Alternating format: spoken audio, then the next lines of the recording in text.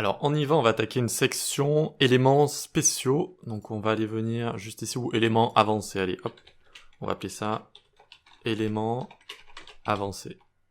Ok. On ferme ça, alors pas complètement, on se fait l'index, et c'est parti. Tac, tac. Alors, éléments avancés. On va en voir un assez simple pour commencer.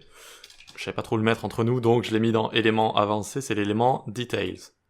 Donc on vient là, ça permet de faire alors ça s'appelle pas forcément un accordéon, ça s'appelle un système de...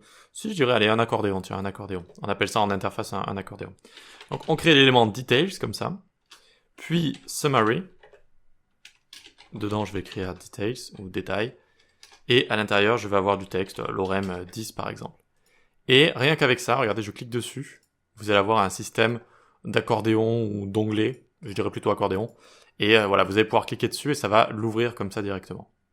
C'est aussi simple que ça, donc details, ça va être votre titre ici, hein, titre, vous allez pouvoir le changer comme ça. Et vous avez un attribut open qui est disponible sur details juste ici.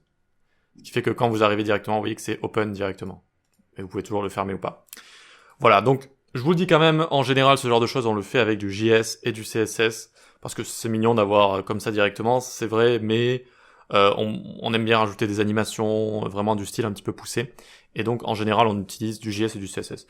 Mais bon, ça peut être un élément à utiliser, pourquoi pas. On peut l'utiliser aussi directement et le styliser en CSS, c'est vrai. Mais si on veut plus de fonctionnalités en général, on utilise JS et CSS. Très bien, allez, donc ça c'était un élément facile. Dans la prochaine vidéo, on va voir le canvas, une véritable toile qui nous permet de dessiner sur le web. À tout de suite.